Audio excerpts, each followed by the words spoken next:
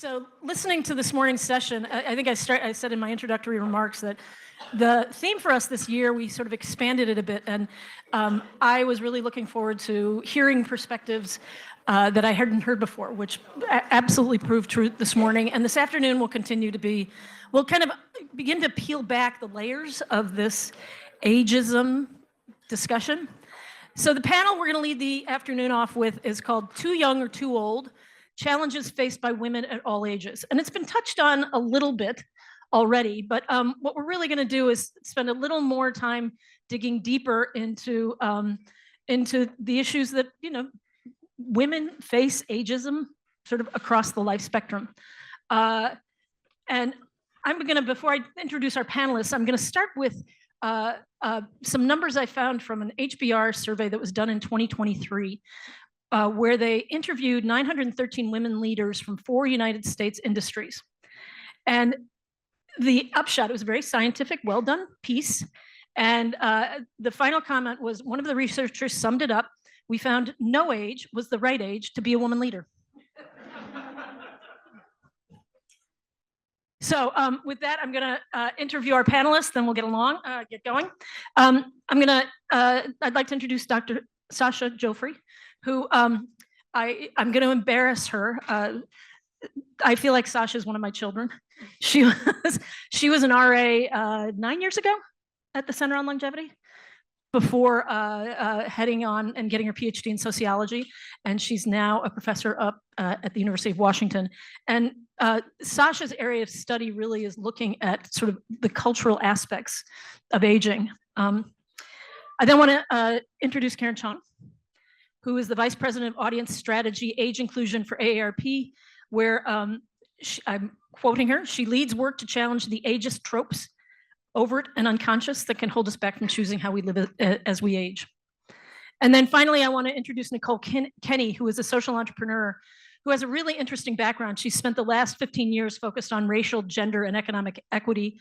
And she is an entrepreneur who founded an organization called Hey Auntie, which is a community building platform that brings together women of all ages.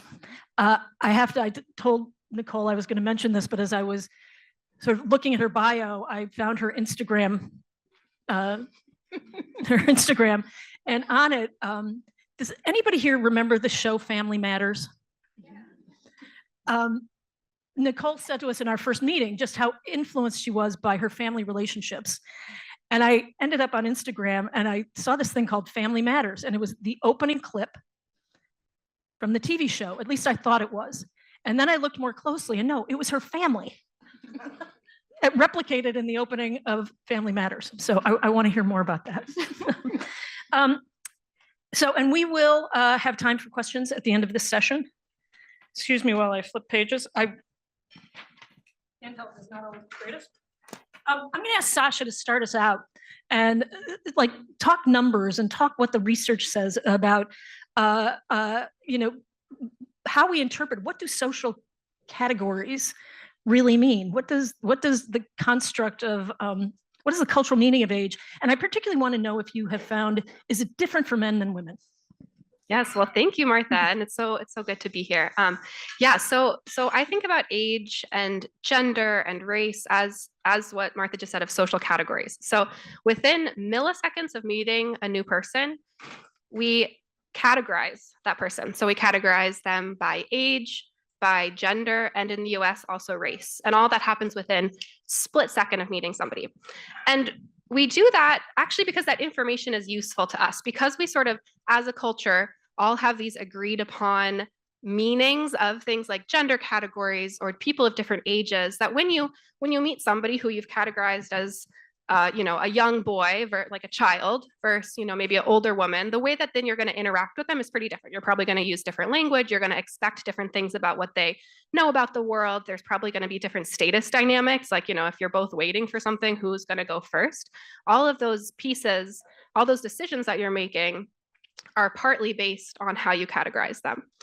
Now, the thing is that seems like, okay, yeah, of course. But if you start thinking about it, age and gender and race are somewhat arbitrary in terms of what social categories we use. We're not going around being like, oh, you're blood type O, like now I'm going to treat you differently, or height. We pay attention a little bit, but it's a little bit arbitrary why we use things like age and gender, and yet we use them so strongly, to the extent that age and gender are the two categories that across the world, in every society that at least this has been studied in, age and gender are perceived within milliseconds of meeting a new person.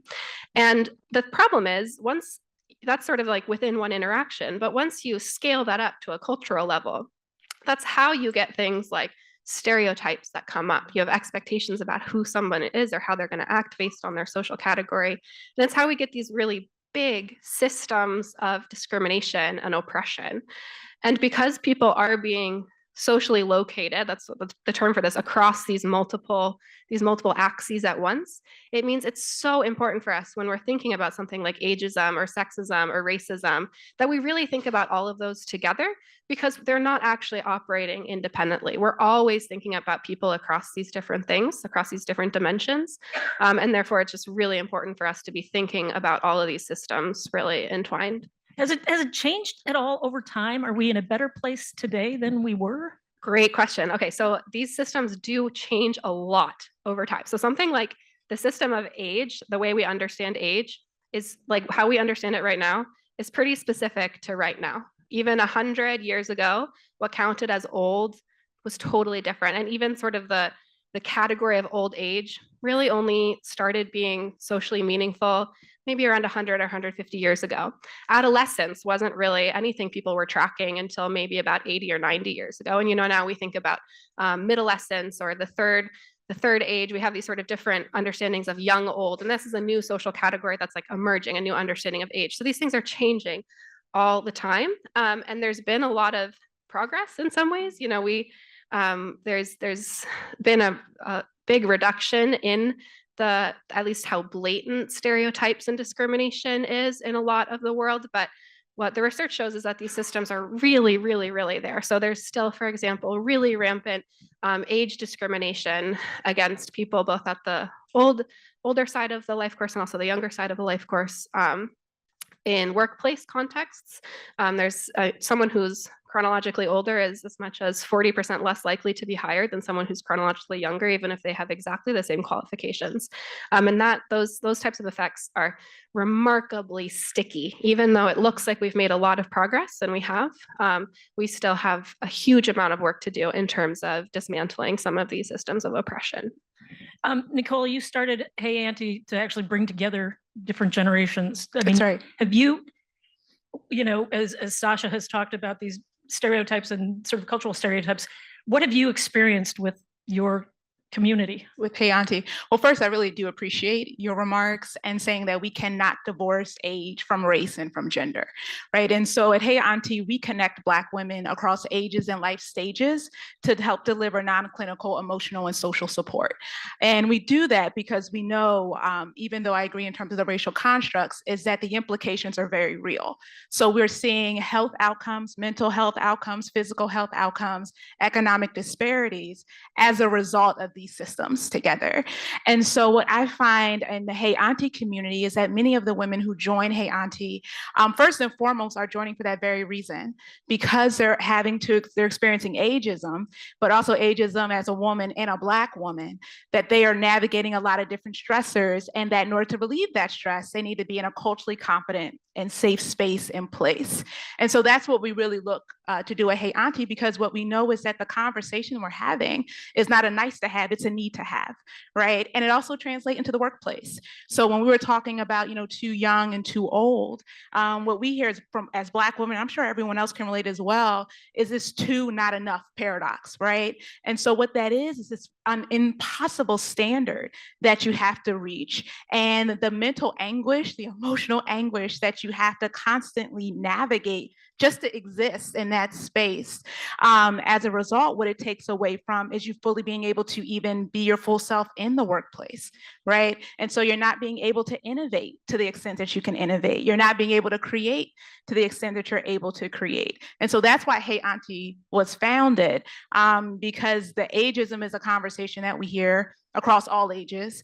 But then also when you combine that with being a woman and a Black woman, having that level of cultural specificity and context is really necessary to give them the support that they need.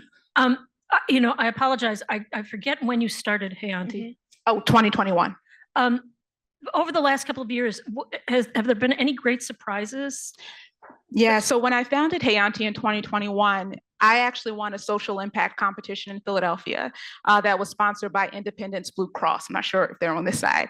What was interesting is that what they were finding is for millennials that the health outcomes were actually worse than Gen Xers. And so they were looking really for community-based solutions for millennial health. And so I founded Hey Auntie with that in mind. The primary folks who would join would be younger women. I was surprised over close to half were women over 50, right? And what was surprising about that wasn't that these women wanted to, share their wisdom and their lived experiences. The surprise was that they were also looking for community, that a lot of the research is showing that they were experiencing a lot of social isolation, community disruption. Many of them were entering new stages of their careers and didn't have the support that they needed. Another thing that they said to me is they said, I want an auntie, Nicole, but I need an auntie. And that was surprising because we just think 50 is like, everything's great, right? And so this idea that you're navigating these new lived experiences and you need support was also really surprising. And they want to learn from younger women. And so the women who are joining Hey Auntie, they're really excited about learning from that Gen Zer who's great with branding, because I just decided I left my job and I'm starting a new career and I need to figure out how can I leverage Instagram and LinkedIn. So that was a surprise. Not that they just wanted to give, but they were excited to learn. Yeah. Karen, in your work, I mean, I'm listening to all of this. I think you said your work actually targets eliminating some of the unconscious bias that we have. Absolutely. Can you give us an example of some of that and the work you're doing to help us? Sure. Yeah, I think unconscious bias, and I think there was references to it earlier today about needing some language and some specificity around it. One of the things I like to say is, if you want to really think about unconscious bias, go to the birthday card aisle of any store. You will immediately know what they think about both young women and older women. It's all black balloons and you're on death's door and good luck. It's over. You're 40. It's funny because for us, we've had this conversation for a while. I've been working at AARP for about 10 years. And one of our big projects was Disrupt Aging. And we had this video called For Her Age, where we had a bunch of just real women come in and talk about, Jane Fonda, she's, really fit for her age. Nicole Kidman has great skin for her age. I mean, they just said all these things very naturally flowed off the tongues of all these women. And then when we replaced For Her Age with another characteristic, like she's a good driver for a woman. Yeah, she's really funny for an Asian. Like you could just see the light bulb go off in the way of age equaling, this bias. So I think part of this is it's so embedded, like people just don't think about phrases like for her age. She's great for her age. Oh, Martha, she's a great speaker for her age. It's not something we think about. And yet we say it all the time. And we use this against people and we use it primarily against women. And it's in this language that we really have to think about how we go at this. And then also I think that the earlier panel was, about like beauty and skin. And, one of the things that we also grappled with is around some of the imagery. When we actually did a scan of stock image collections, we saw tons of images. When you did like older people, it was always an old lady sitting at a kitchen table, looking sad, looking lonely, often counting pills. I mean, it was just this bizarre, sad image of just these gray toned older women. And so when we launched the Disrupt Aging collection with Getty, we started with about 1,400 images. This was about 5 or 6 years ago. We are up to 22,000. And these are images that we're creating. These are images that other photographers are putting into the collection because they also see that, we need to shave or shape shift the image of aging, even in literally the imagery that we're using, because it continues to reinforce how we think about aging. So I can never remember if I turned it back on. So are things changing in the workplace? I think things are changing in the workplace kind of because they have to. I mean, I think there was a reference made earlier to like the triangle of aging becoming, the kind of rectangle of aging. So when we're talking about workforce, we're talking about populations, we're talking about like where to get workers. People are working longer, they're living longer, they're living more healthfully for longer. So they're working longer and they're not retiring, by choice. And so what we have is people who are thinking about what it means to be working in their 60s, 70s, and 80s. And so what does that tell you? It tells you that you can. The images, where we're talking about, how these this kind of older person imagery is something that is fairly, it's fairly newfangled, right? So how do we start to like go against that? We actually just see it, right? And we see people working and being vital longer. It's not just the 80-year-old marathoner, it's the person who continues to work at 60 and 70. AARP has a collective called the Living, Learning, and Earning Longer Collective, and it's been around for a number of years. Yep. We've been involved with it from the beginning. And the reason I asked, do we really see workplaces changing? Because when the collective launched, the idea was that it was going to be a place where practitioners, businesses could share best practices about engaging older workers, fostering multi-generational workforces. And I don't think I'm outing anything here, but the first couple of meetings, it was like, there were no best practices. There were like the same one or two were picked up. Well, that's the beauty of best practices, right? You need practices. Right. And then, what rises at the top. I think part of this though, too, is, we're seeing, especially like one of my favorite things is to think about like 6 years from now, right? In like 2031, millennials will be turning 50, Gen X will be fully over 50, 1 in 5 Americans will be 65 plus, and 50% of the global population of women will be in menopause. So when we think about aging, this is what's coming, and it's however you count years. 6 years is not that far away. Wow. And what are companies do? I mean, I'm kind of holding my tongue. At 65, I was about to throw out a stereotype, figuring I could, but I won't. Are companies like acknowledging this change in their workforce? I think companies are starting to. So what I was saying earlier about like, you see people like living and working longer is, your workforce is changing. The 5-generation workforce is here. How are we really going to take advantage of it? How are we going to really maximize the opportunity? Someone that I'm friends with refers to older workers as experts. She's like, what they are is experts. They're not older workers, they're experts. What you are looking at is somebody who has years of experience and has the not just education, but real life experience, and is able to do things more quickly and able to jump to conclusions more quickly. It has seen a lot, has done a lot, right? So I think when you're looking at that and you pair that with a younger person who is younger and is newer into the workforce and wants to be the next CEO, like how does that work? Well, you pair them up and you just become friends and you mentor, you champion, you sponsor, you all those great things. You create Hey Auntie inside the corporate. You create a Hey Auntie, and then the aunties get Aunties. Yeah, exactly. No, but that's exactly right. Yeah. So Nicole, I'm curious when you're talking about how women of color feel like they can't bring their full selves into the workforce. I mean, yes. What can be? I mean, I was sort of struck by that. And does Hey Auntie sort of help break those walls? So the two points to your question. So there was actually a study, I think it was out of AARP. I hope I'm not misquoting it. But it actually said that women over 50, especially in the workplace, feel high level of social exclusion and isolation. But we hear this across the board, where when we talked the conversation earlier, when you're talking about culture, right, and perceptions, it's not just how we perceive ourselves, but how others perceive you, right? And so when we speak specifically for Black women and women of color, when my full cultural expression is deemed not good enough, or it's deemed unworthy, or deemed not up to standard, what that then encourages is to me to leave that part of myself at home and show up as a different version of myself that is more comfortable to the work community that I'm in.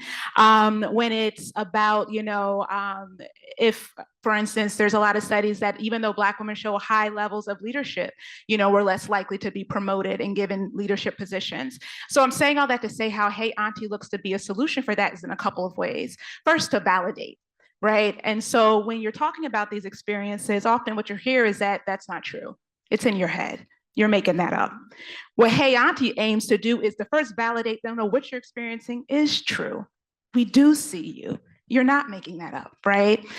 Then from there, what we can help them think about is, okay, different ways you might want to think about negotiation, if you're thinking about a promotion. Because one of the biggest concerns when we have women of color in the workplace is, will I be heard and just will I be validated? And when you're constantly dismissed, and I think we all know what that feels like, regardless of our identity, you're going to be more afraid to put yourself out there. You're going to be more afraid to take new opportunities. And so for Hey Auntie, what we look to be, especially even in the workplace, is a space that validates the women who are there, but then give them the support and the community that they need so that they can flourish and thrive and really be full contributors in the spaces that they occupy. I have so many comments about sort of my own career trajectory, and really, as someone who's 65 and was in Silicon Valley for years before I joined here, the examples of sort of where your voice is not heard and where it's marginalized, too many to count. And what I find sad is when I have a 22-year-old, as I've fully disclosed, when I talk to his friends who are entering the workforce, particularly women, really trying to figure out, even young women, Absolutely. like all of a sudden saying, I've been told I'm as good as, and now I'm feeling like I'm not. Right. Exactly. Sasha, can you give us some more data? I know you've looked at sort of trajectories. What does the demographic future look like for us? And, can we assume that as we all get older and there are more of us, things will get better? Yeah, great question. So this might be a little bit of it depends on how optimistic of a person you are. I do see the moment, the demographic moment that we're in as this great opportunity. So as Karen was saying, we're really in this unprecedented time of age diversity in our world. So between birth and at least the chronological age of 75, right now we have about equal numbers of people of every single chronological age. And that's really different. That's very different than it was 50 years ago, especially different than it was 100 years ago, when there were many more young people because people were dying much more frequently at younger ages.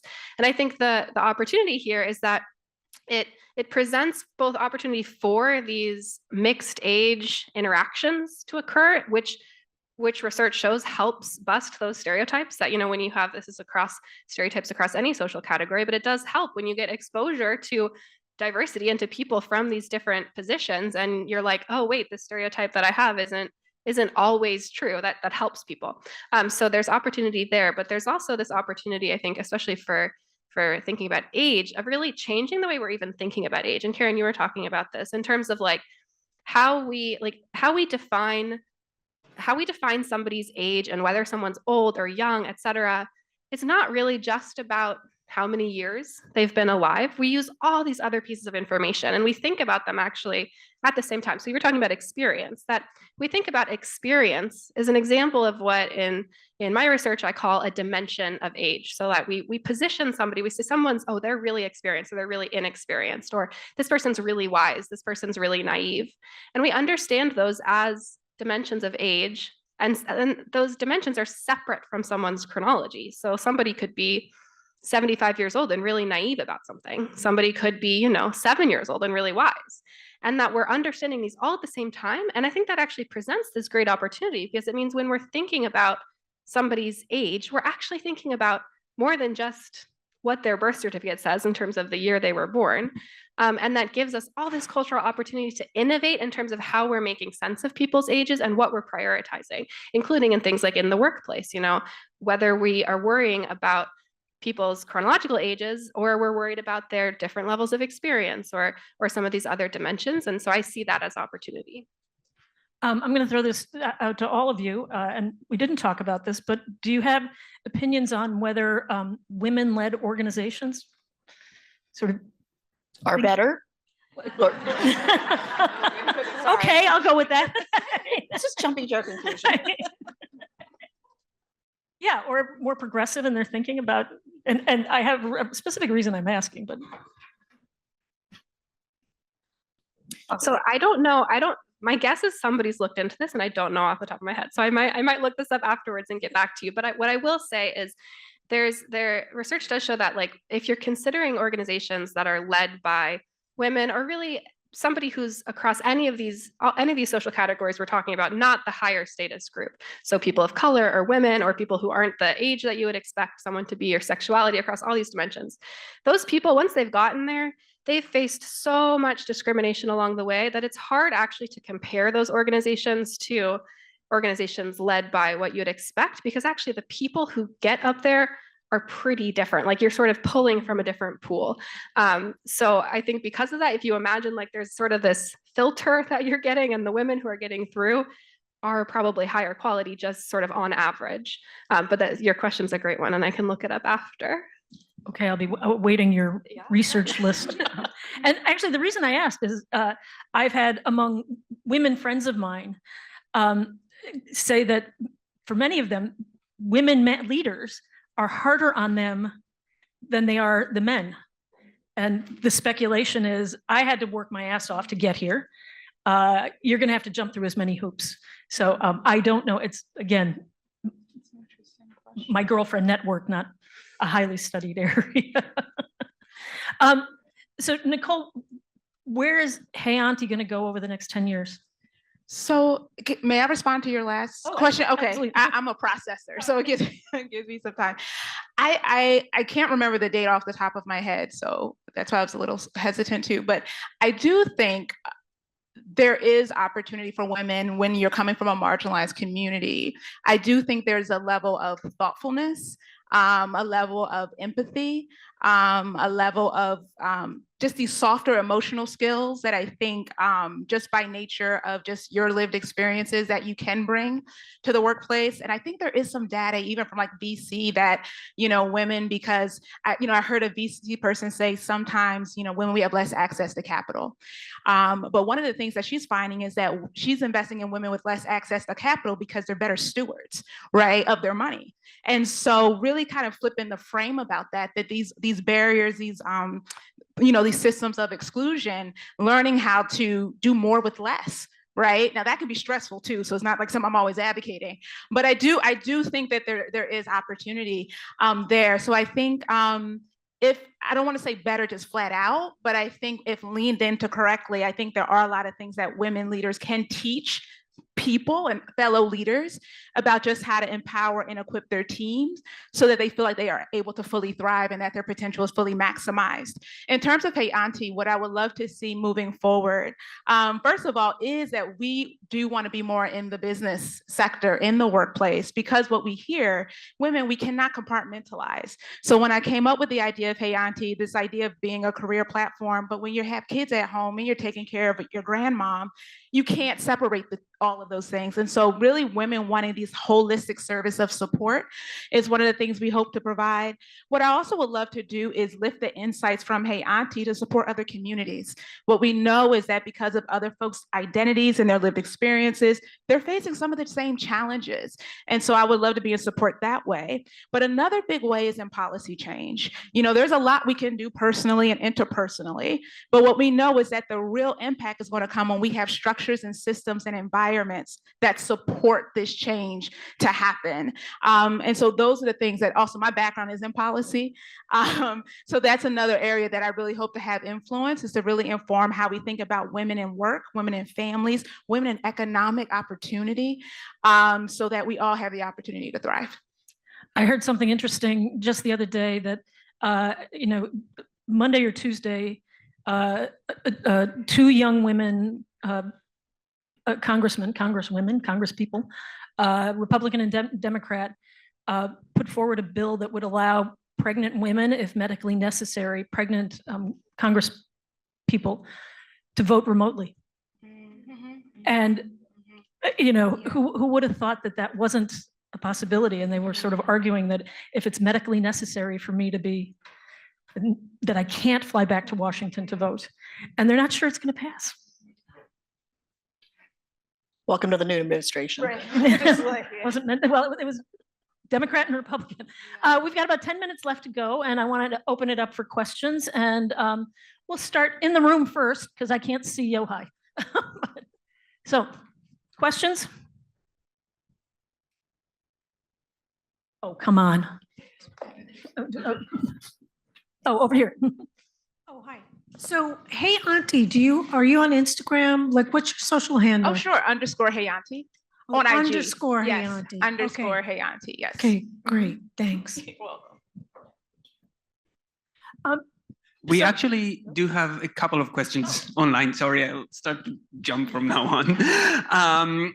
People in online, we're having a very interesting discussion around inclusion of age, and especially the intersection of age and gender around DEI efforts in the workplace. So if I am summarizing the questions, it's sort of, can women leaders succeed in a traditional male-oriented business value culture?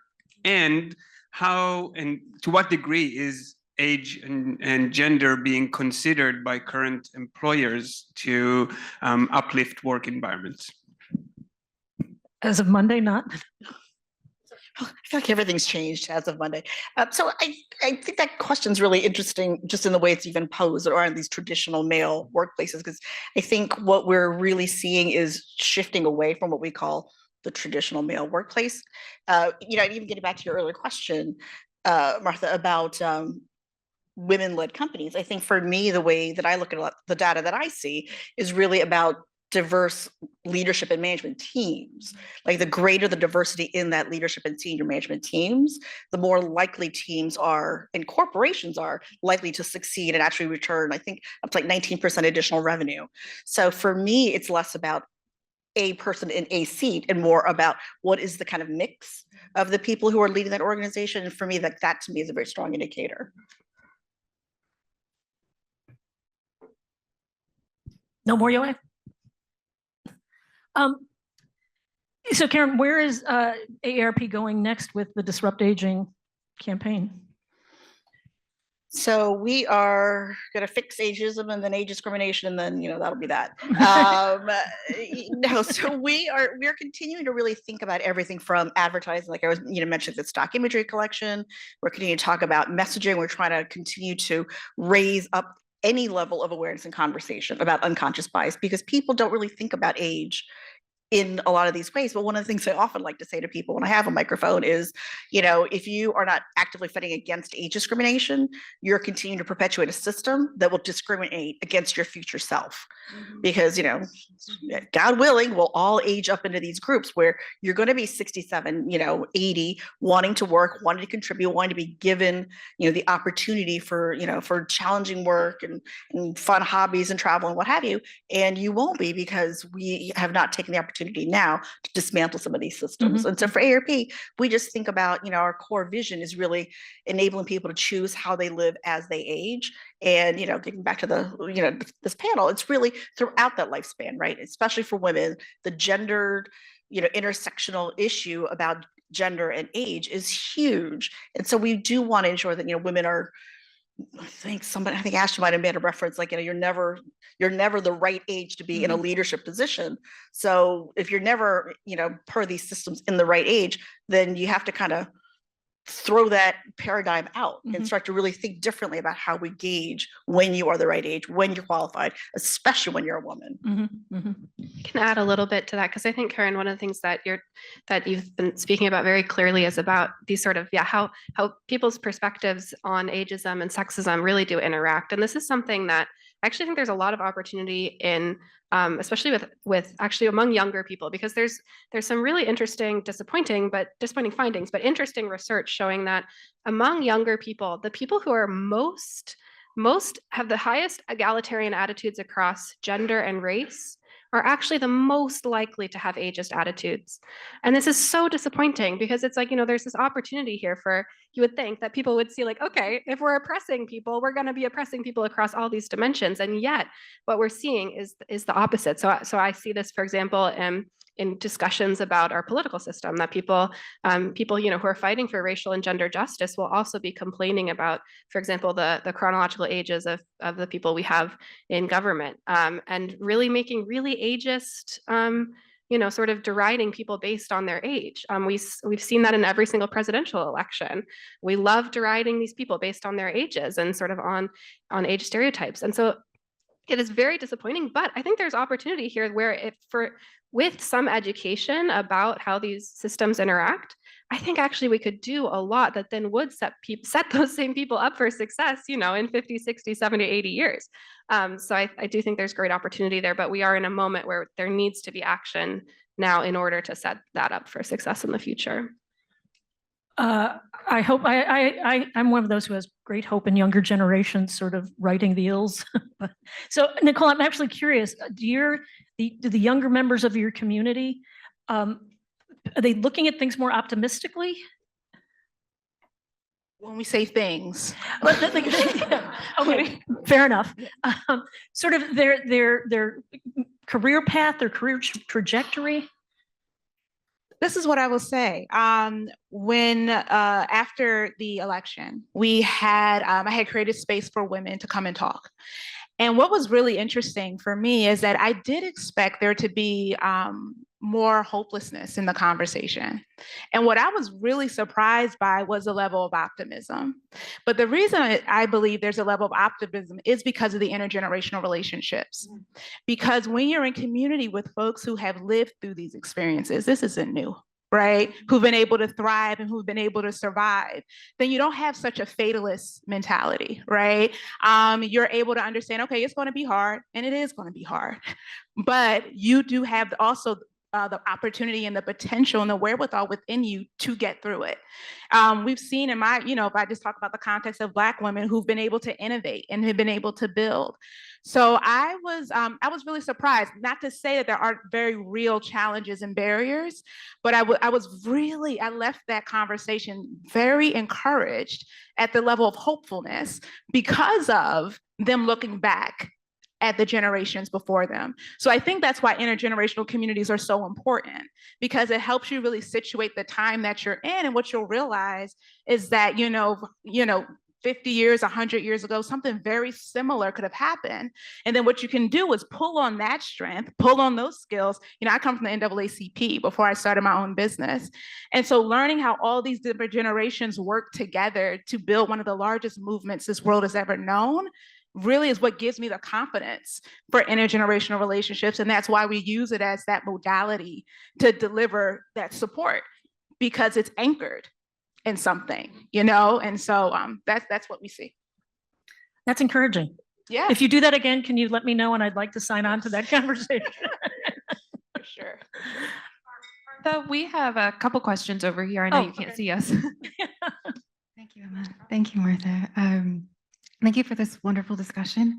I was wondering, I know that when we talk about women, that there's a triple storm that women face as relates to longevity, that women are more likely to take time out of the workforce due to caregiving responsibilities, more likely to live longer, and then more likely to have less saved up in retirement as a result of all of this.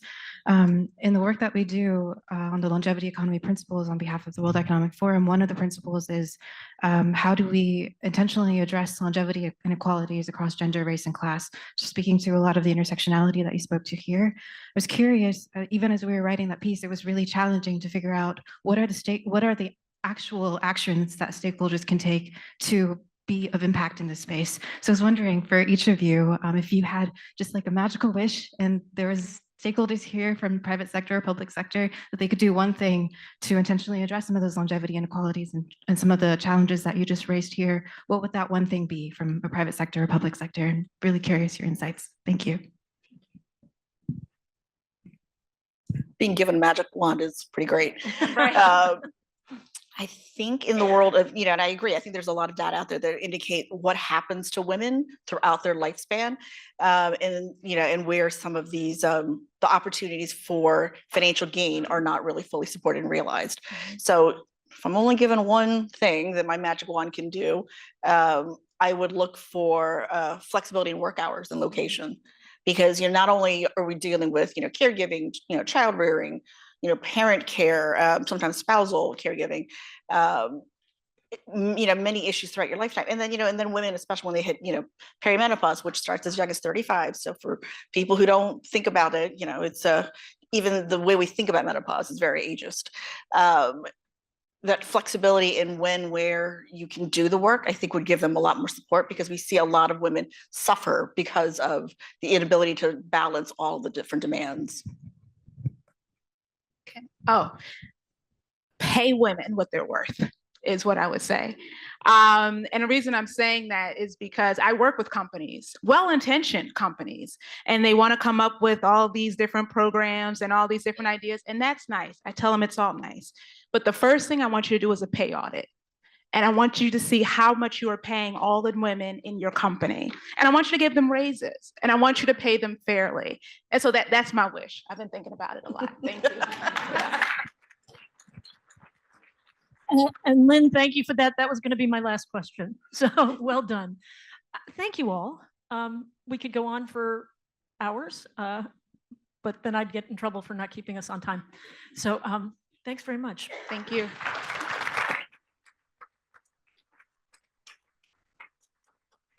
And while our next panel assembles, I have the privilege of introducing them as well.